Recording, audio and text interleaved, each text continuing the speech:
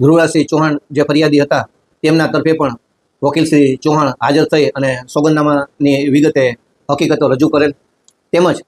આરોપીઓ તરફે પણ જે તે વકીલોએ રજૂઆતો કરેલ, જેને નામદાર કોર્ટે સાંભળેલી અને જ્યારે આજરોજ તેની મુદત હતી ત્યારે વિશેષ દલીલો અથવા રજૂઆતો કરવાની તબક્કે આ કામના આરોપીઓ તરફે પૂરશીશ આપી અને સરકાર પક્ષે રજૂ કરેલી જામીન રદ કરવાની અરજીને અપોઝ નથી કરતા, એટલે કે બેલ કેન્સલ થાય તો વાંધો નથી તેવું સાદી ભાષામાં કહી શકાય તેવું જાહેર કરેલ છે. અને રિમાન્ડ કામે જે રિવિઝન અરજી છે તેમાં પણ અપોઝ નથી કરતા, એટલે તેમાં પણ આગળની ન્યાયિક કાર્યવાહી અથવા પોલીસ કામગીરી હાથ ધરે તો વાંધો નથી એવું વિગતે પૂરશીશ આપી ડિટેલ્સ ઓર્ડર ઇન્વાઇટ ન કરતા પૂરશીશ આપી અને આ કામમાં તે રીતે ન્યાયિક નિર્ણય કરવા માટે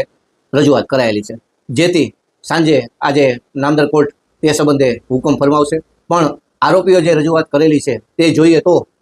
આ કામે આરોપીઓના જામીન અપાયેલા છે તે રદ થાય અને તેને રિમાન્ડ અપાય તો વાંધો નથી તેવું જાહેર કરાયેલ છે. આ કામમાં પ્રથમથી જ બંધારણીય મુદ્દો કોન્સ્ટિટ્યુશનને લગતો હતો અને જે જજમેન્ટ નીચેની કોર્ટે લક્ષ્યમાં લીધેલું તે પછી નવું જજમેન્ટ નામદાર સુપ્રીમ કોર્ટે નવી પારડીવાલા સાહેબની બેચે આપેલી, તેમજ નાગપુર હાઈકોર્ટે પણ 25/8 તેને લગત જજમેન્ટ આપેલું. આ તમામ હકીકતો તેમજ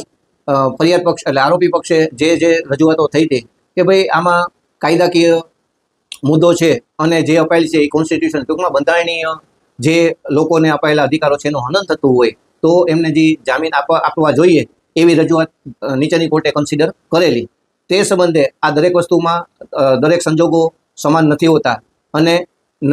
નવું જે જજમેન્ટ છે તેની હકીકત ધ્યાને લઈએ તો આવા ક્ષુલ્લક કારણોસર આવા ગંભીર ગુનામાં જામીન ન આપવા જોઈએ તેવી સરકાર પક્ષની જે રજૂઆત હતી તે બધું ધ્યાને લઈ અને આ કામમાં આજરોજ આ રીતે પૂરશીશ આપી અને